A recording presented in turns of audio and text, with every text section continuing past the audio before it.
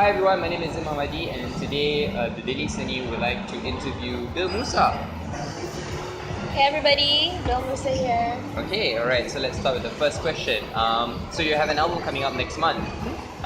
First of all, my question to you is how different is this album from your EP? Because based upon your first two singles, Adakah Ini and No More Excuses, it's a whole different sound than songs like The Beach. So could you tell us a little bit about how much you've evolved? It's very, very different from the old one. So the first EP was very like acoustic, folksy, and it was very like innocent lyrics, and it was very like on the surface of Bil Musa. Right. And then the album that's gonna come out in December is the songs are very deep. Like they're not very deep, but it's like you can see how I've like No More Excuses. No More Excuses is like the epitome of young adults lah. So there's like commitment issues, drinking problems, Right. gambling problems, not knowing how to save up, and then like just like some days you wake up and you think like the whole world is against you, that kind of thing. So No More Excuses is about that lah. And also problems with love lah. So No More Excuses is like really about young adults, and then I have songs that are like 19. So 19 is like the trials and tribulations of being 19, and you get into these situations where like boys lie to you and stuff like that. What else do I have in the album? Oh, and then there's Owe It All to You. So Owe It All to You is basically about music. Okay. So how music has brought me to different places and allowed me to meet different people and experience different things that I've never experienced before. Yeah. So basically it's like me saying I owe it all to music. And the other stuff is mostly like relationship problems with relationships. Yeah. And family problems, or just problems that young adults go through. Right. So it's like universal to everyone. Yeah. Related. Yeah. Are all these songs about your friends, like how it was in the EP, or are they entirely fictional? Most of them are about my friends, but then I think this one is a little bit more personal because some of the stuff is about me as well. Right. So yeah. So is that a more emotional songwriting process? Does it I take definitely time? think it is. I mean, it's not 100% about me and like my stories or whatever. It's about me, and then I take that story and sort of exaggerate it. Like in dramas, the storyline is like that, but then in the drama you macam act it out. Macam, like soap opera. Exactly, like how in film they say adapted from a true story. It's not really the. Exactly. So most of the songs are adapted from a true story. So what are you listening to at the moment that influences this album? I'm listening to London Grammar a lot. Still listening to Nicki, Lana Del Rey. Sorry. What else do I listen to? Sam Smith. See, they're not like super electronic, Right. but they're still like More modern pop sound. more modern. How do you juggle music and your job currently? Like, do you have a job here in Taiwan? I do. That's a good question. I really don't know how I do it.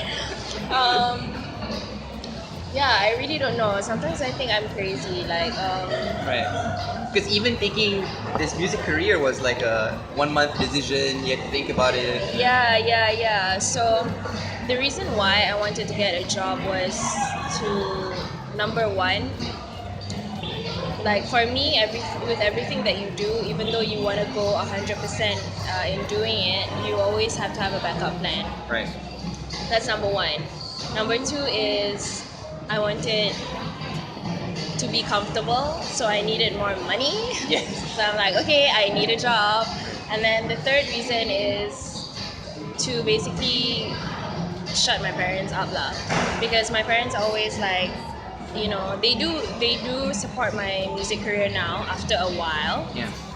But they also say that I need to gain experience in whatever I studied in college or whatever it is, I need to gain work experience just as a backup. So I'm okay, I'll keep myself busy and work, because that's sort of what I wanted to do anyway. Like even when I was in college, I was working while I was studying. Just because I'm a very restless person and I need to be doing two things at one time. So it is crazy and I'm super busy and super tired all the time. But I think if I wasn't doing much, I would go insane. Right. Yeah. So you have to be multitasking every time. Yeah. So are your parents from musical backgrounds as well? No, my parents are not. So my dad's an engineer. My mom did biochemical sciences, but she worked in a bank. Right. So they're all from science backgrounds, and they are really, really not used to this. So when I said that I wanted to do music, they were like, okay, you can do it, but they didn't think that I would be so serious. Right.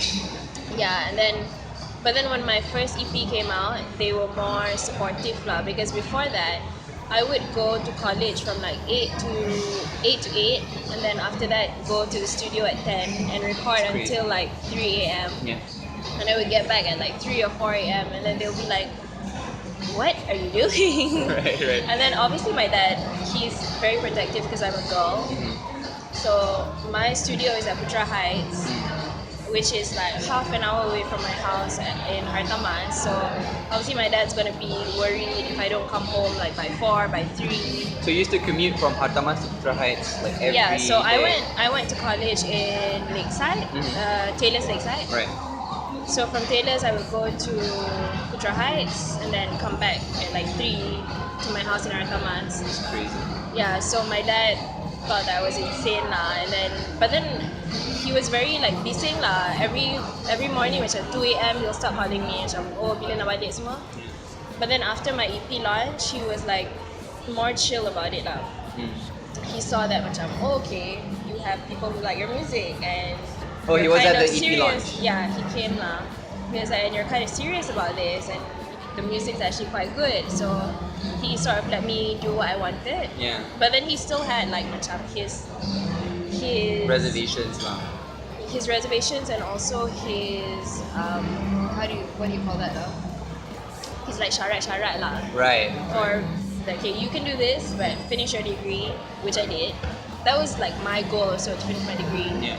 And then he still wants me to do my masters, which is like, I don't know if I'll be It's doing probably it anytime 5 years soon. down the line, Yeah. Right. Because I assume you believe in getting a job first and then doing your masters. Yeah, that's what I wanted to do. My dad doesn't agree. He wants me to do my masters, which I'm pretty soon. Yeah. But then I told him like, let me gain work experience. But actually, in secret, it's not really me gaining work experience. Like in secret, even though I'm saying it in this interview, Yeah. it's more of me trying to prove to him that You I can do this music thing, and I don't need to finish off my masters. You don't understand how relatable you're being right now to my life at the moment as well. But it's okay. This is not about me. It's about you. No, it's about young adults. It's about young adults. Touche. It's okay. So like when your dad listens to your music, he likes it. Like he tells you that he enjoys the music. Yeah, he does, and he says like sometimes he still doesn't accept the fact that I want to sing, because Right. he's like, because we actually have a couple of people in the family who are in the music industry. Like, my second cousin is Joe Fizzo, so his mom is pretty close to my parents. And he knows what it's like lah. Like we never really see call him Abah Johan. We never really see him at family gatherings and stuff like that. So there's a lot of sacrifices that you have to make, and also like you sort of live under a microscope because everybody's watching your every move, right? Yeah. So he just doesn't like that part. So he always tries to convince me to just, because he says my songwriting is really good. Like he said, that you can make music that's relatable to people. Why don't you just write music for people instead of being the face of that Right. music, you know? But then for me, it's just like I told him like, let me try this out. we'll see how it goes lah. But right now I'm trying to do both right now. So I'm still trying to write music for other artists, like trying to pitch songs to other people, just as like a side thing, and also have like Within Unaroom Records or beyond as well? not within Unaroom Records, beyond now, beyond. So, because you're somewhat related to Joe Flizzo, and correct me if I'm wrong, Ismail from Enterprise as well. That's correct. Were those people influential towards pushing you into doing music, or did you do it independently of that? Like, you know what, I'm gonna do it as well. Honestly, like not at all. Right. Because I mean, I knew that Abang Johan and Ace and stuff, they were doing music, but it was never macam, oh, I looked at them doing it and I'm like, oh, okay, I kind of want to do that. I never ever thought of doing music ever in my life. Right. Only like maybe when I was like a really young kid, I'm like, maybe one day I want to be a singer, but Like a lot of people, yeah. yeah. But then it's like, you know, I thought it was like a stupid dream or whatever. Right. So literally the only turning point for me is when Yuna approached me lah. That's the first time I ever thought macam, oh okay, should I do this? So it's not a dream that I've always had lah. Yeah. Wait, so Yuna approached you personally, like face to face? No, she didn't. So basically I performed at my best friend's brother's wedding. Yeah. And her manager was there. Wawa, right? Wawa. So Wawa saw me performing and then thought, Wait, is this mine or? yeah, that's yours. Go on. She thought, oh, okay, this girl has her own songs or whatever lah. So her, somebody who's under YR as well, is one of my best friends as well. Yeah. So she asked her, does she write her own songs? She was like, yeah, she has a SoundCloud. So they were thinking of signing people, but they only wanted to sign people who wrote their own music. Right. So that's when she went to Yuna and asked, you know, look at this bunch of people, who do you want to take on? So Yuna was like, take her because she writes her own music. Yeah. Because Yuna writes her own music as well. Like she doesn't sing other people's songs. Right. Yeah. And this is still true even with young adults. Every one of the songs are your own written songs. Yeah.